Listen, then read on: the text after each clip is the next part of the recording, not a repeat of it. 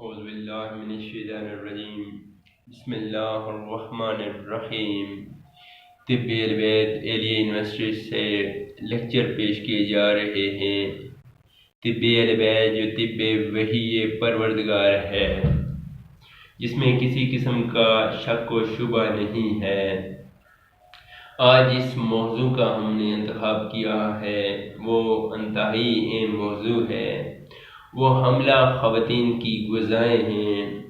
کیا غذائیں کھائیں جس سے جو شکم مادر میں نومولود ہے، بچہ ہے، وہ مضبوط ہو اور بیماریوں سے محفوظ رہے۔ اہل بیت نے الحمدللہ بہت سی ایسی غذائیں بتائی ہیں جس سے شکم مادر میں بچہ خوبصورت بھی پیدا ہوتا ہے، مضبوط بھی ہوتا ہے۔ ایلوپیتھک یا دیگر میڈیسن میں آج تک اتنی ترقی نہیں کی گئی کہ ایسی غذائیں بتائی جائیں جس سے بچہ خوبصورت پیدا ہو، بلکہ بہت سی ایسی میڈیسن ہیں ایلوپیتھک اور دیگر شعبوں میں کہ جو کھانے سے بچہ یا تو بیماریوں کا شکار ہو جاتا ہے یا ضائع ہو جاتا ہے۔ اسی طرح حاملہ خواتین ہیں جو میڈیسن کھاتی ہیں تو اس سے ابارشن ہوتا ہے، بچے کا ضیاع ہو جاتا ہے۔ خود جو ماں ہے کئی بیماریوں کا سبب بنتا ہے، اور خود جو ماں ہے بعض اوقات اس کی موت واقع ہو جاتی ہے، تو ڈپریشن میں ہوتی ہے، ہر ایک بیماری لاحق ہوتی ہے۔ تو زیادہ تر جو سبب بیان کیے گئے ہیں طب اہل بیت میں بچے کے ضیاع ہونے کا یا آپریشن کا، مام کا، تو وہ جو پاکستان میں سب سے زیادہ استعمال کی جاتی ہیں دھنیا ہیں، جو ہم ہری دھنیا یا دھنیا کے بیج بھی بعض روایت میں ہیں کہ یہ نہ کھائیں، سخت ممنوع ہیں، مکروہ ہیں۔ ان سے کھانے سے عورت اگر حاملہ ہے تو ابارشن کا چانس زیادہ ہوتا ہے، اور اس کے علاوہ بچے میں بہت سی بیماریاں ہو سکتی ہیں۔ اس کے علاوہ ویسے بھی یہ دھنیا کھانے سے منع کیا گیا ہے، اس سے عقل کم ہوتا ہے، نسیان ہوتا ہے۔ سلاد کے طور پہ پاکستان میں یا ایشیا میں سلاد کے طور پہ ان پر دھنیا رکھ دی جاتی ہیں، یہ بہت ہی نقصان دہ ہیں، اس سے اجتناب کریں۔ خاص کر وہ خواتین جو حاملہ ہیں یہ ہرگز نہ کھائیں، اس سے ابارشن اور آپریشن کا سبب بنتا ہے، اور زیادہ تر جو سبب ہے آپریشن کا وہ یہی ہے۔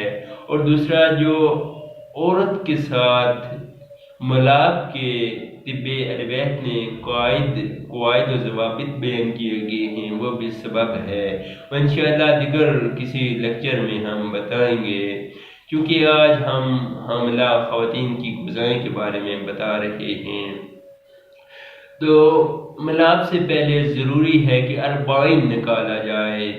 دیکھیں جب نبی اکرم صلی اللہ علیہ وآلہ وسلم کو خدا نے فاطمہ زہرا کا تحفہ دینا چاہا تو فرمایا 40 نکالو، تو اللہ کے پیارے نبی صلی اللہ علیہ وآلہ وسلم نے 40 نکالا۔ اس کے بعد اللہ تعالیٰ نے نبی اکرم صلی اللہ علیہ وآلہ وسلم کو فاطمہ زہرا کا تحفہ دیا، تو 40 نکالے۔ میاں اور بیوی دونوں گناہوں سے استغفار کریں، تاکہ جو آنے والا نامولود ہے، آنے والا جو بچہ ہے، اس کے اپنے گناہوں کے اثرات اس میں منتقل نہ ہو جائیں۔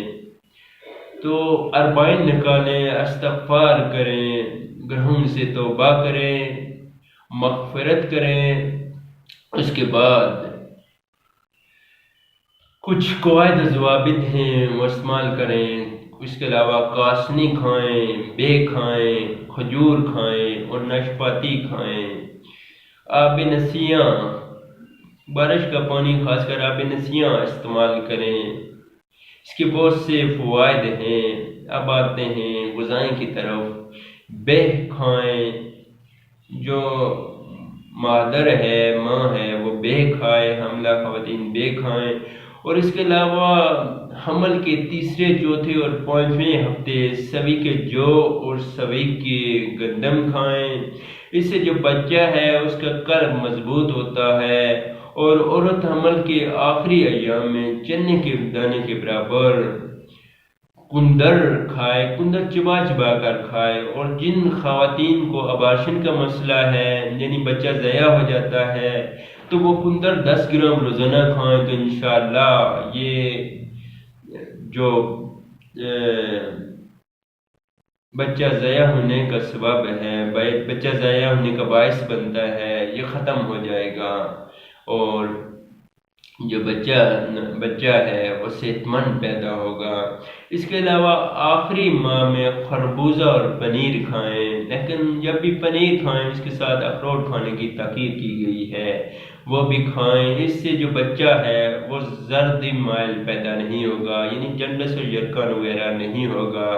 اس کے علاوہ شوگر سے بچنے کے لیے ماں سوی کے جو کھائے، سوی کے جو کی بہت تاکید کی گئی ہے۔ اس کے علاوہ بچے کی قلب کی مضبوطی کے لیے بے اور کاسنی کھائیں، اور اس کے علاوہ بچے کی خوبصورتی کے لیے جو حاملہ خواتین ہے وہ بے کھائے اور کاسنی کھائے۔ اس سے بچہ جو شکم مادر میں ہے وہ خوبصورت ہوگا۔ اگر بیٹے کی خواہش ہے تو کاسنی کھائیں، کاسنی سے زیادہ احتمال ہے کہ بیٹا پیدا ہوگا۔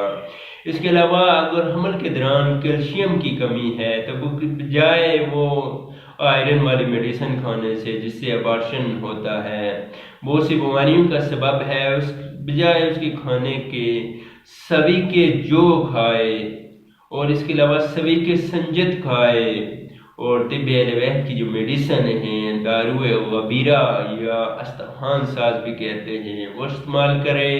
اس سے جو کیلشیم کی کمی ہے وہ ختم ہو جائے گی۔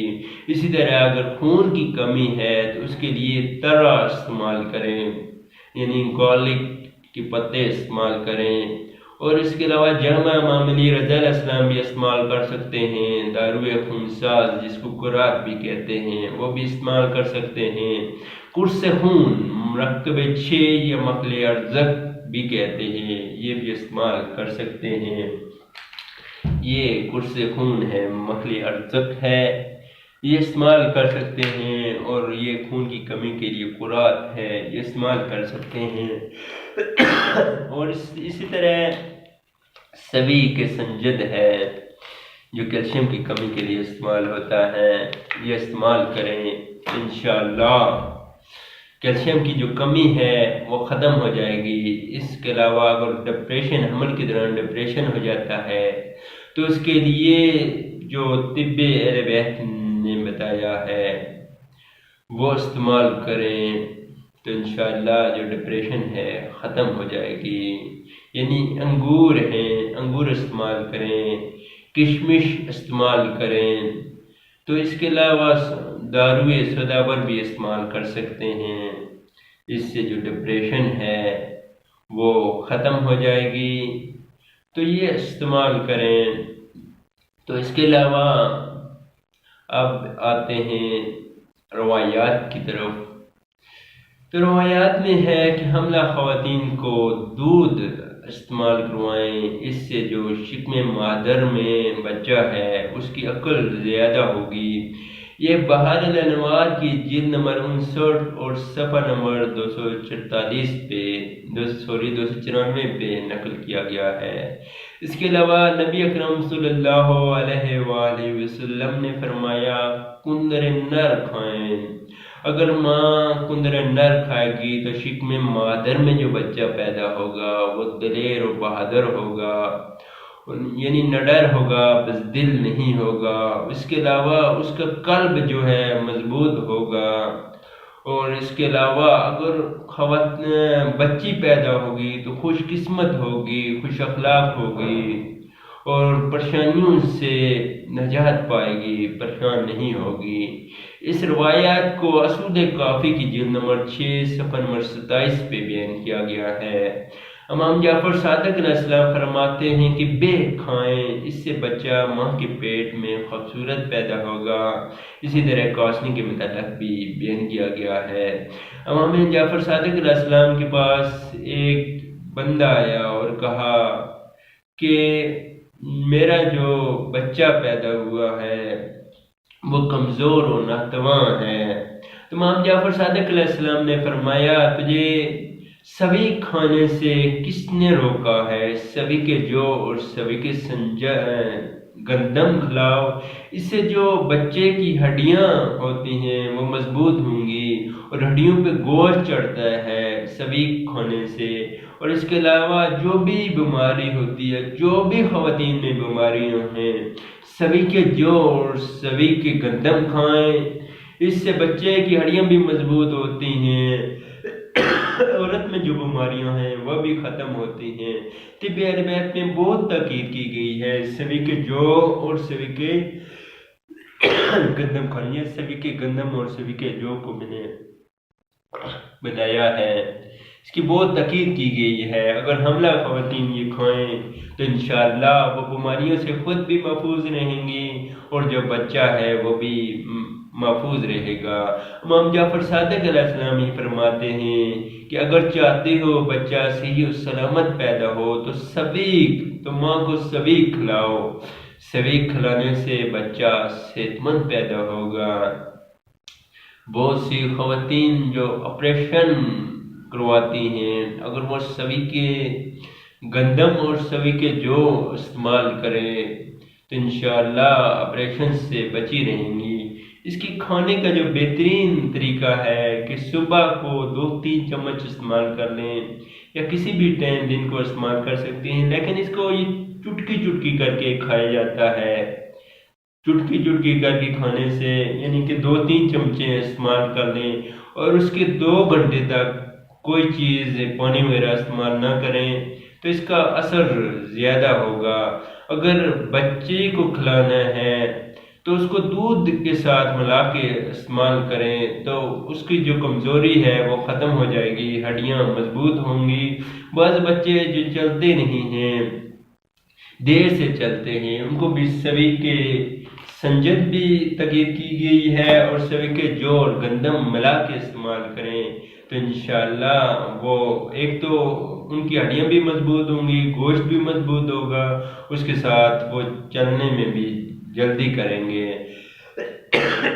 اس کے علاوہ جو بچے کی جو پہلی خوراک ہے طب عربیت میں جو بیان کیا گیا ہے، پہلی خوراک اللہ کے پیارے نبی صلی اللہ علیہ وآلہ وسلم نے امام حسین علیہ السلام کو جو پہلی خوراک استعمال کروائی تھی وہ کھجور تھی۔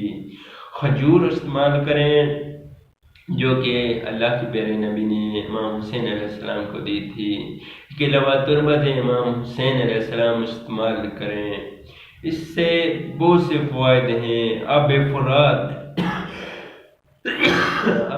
استعمال کروائیں، اس کے علاوہ آب نسیاں بارش کا پانی بھی استعمال کروائیں، آب زمزم ہے، سب کو تھوڑے تھوڑے کر کے سب کو آب زمزم بھی استعمال کروائیں تو انشاءاللہ جو بچہ ہے بیماریوں سے محفوظ رہے گا۔ خدا حافظ۔